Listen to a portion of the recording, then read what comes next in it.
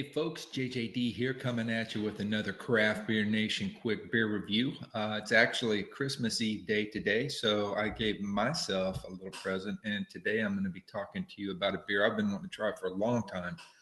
This is the Bruery's Black Tuesday, bourbon barrel aged Imperial Stout. This is a 2015 edition, weighs in at 19.9%. This beer it's pretty famous. They've been making it for a while. Comes out, I think, on the last Tuesday of October every year. I've never had it.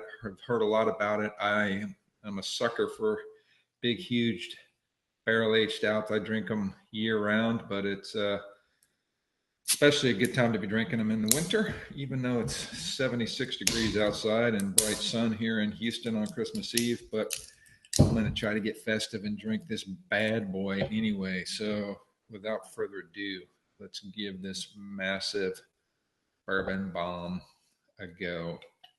It's been out of the cooler for probably an hour, so it's probably still a little bit cold for me, 52, 53. It's going to take me a while. It's going to take me a whole football game to drink this probably, so I'm sure it'll evolve a lot as I get going.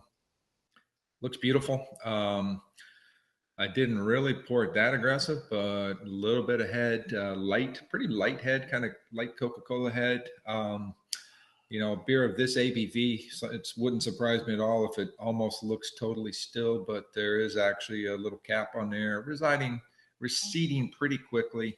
But the color looks great. It's effectively, it's brown, but it's purely opaque. I can't see a darn thing through it. Let's get the nostrils up into this pig. Ooh, yeah, it smells good. Yeah, definitely, definitely smells like wet bourbon barrels. And I think they barrel these things for more than a year, so it should pick up plenty of bourbon barrel character. Smells delicious. Boozy up front. You got vanilla,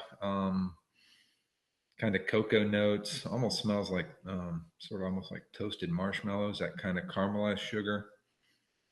Like bourbon soaked fruit. Either those bourbon chocolate covered bourbon cherries or bourbon soaked raisins or something.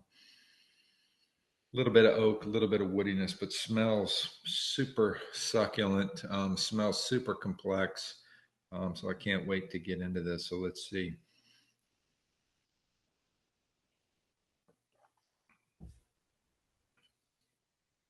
Yeah, that's great, man. That's great. Really great.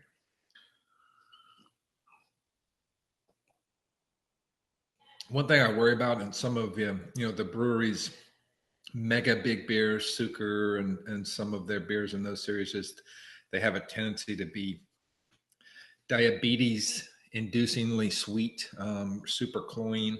And so I'm always a little bit worried when I see the big ABV that's going to be like that. This is not that. It's not that sweet. It obviously is sweet, but not cloying in any way. It's hot. I mean, it tastes like a mixed drink almost, but that's to be expected, and that's kind of reminds you to take your time with this thing. But the flavor profile is amazing. It's kind of bourbon and vanilla up front, oaky with some kind of toasted caramel, toasted kind of chocolate notes. I'm not getting a ton of chocolatey bits, but a little bit of kind of cocoa in the middle.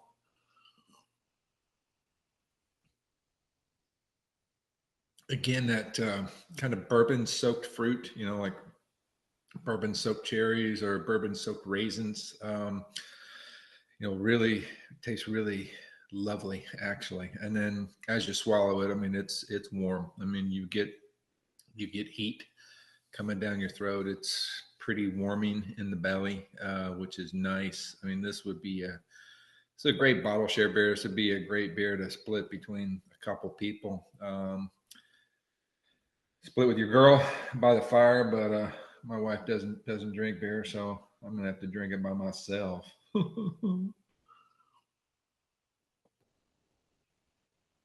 But yeah, this is an epic beer.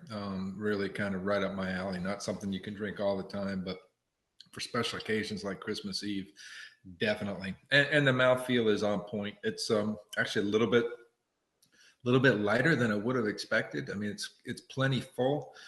It's medium heavy, I'd say, but it's not super chewy. I think that almost the bourbon and the booze is sort of thinning it down a little bit, but really delicious beer. These guys know what they're doing with these things, and again, it's epic. It kind of lived up to all of my expectations. Been thinking about this beer ever since I got it in a trade several months ago, and been kind of waiting for the right chance to crack it out. And I figure Christmas Eve is as good as any. So without further ado, ratings, I would say appearance is great. It's 4.0. Looks like a perfect big stout. Nose is really nice. I'm gonna say 4.25, and I'm sure the nose is going to evolve as this thing continues to warm up. Flavor is amazing. Again, I would say 4.25 to 4.5. Ton of complexity. The booze is there, but it's this thing to me drinks like a 13% beer, not a 19.9% beer. So they've done a great job, kind of bringing the heat, but kind of weaving it in with other stuff. And so I'd say 4.25 to 4.5 for flavor, and mouthfeel is good. I'd say not quite as thick and chewy as I would have expected, but I think that's kind of, it comes with the, 20% ABV type of character.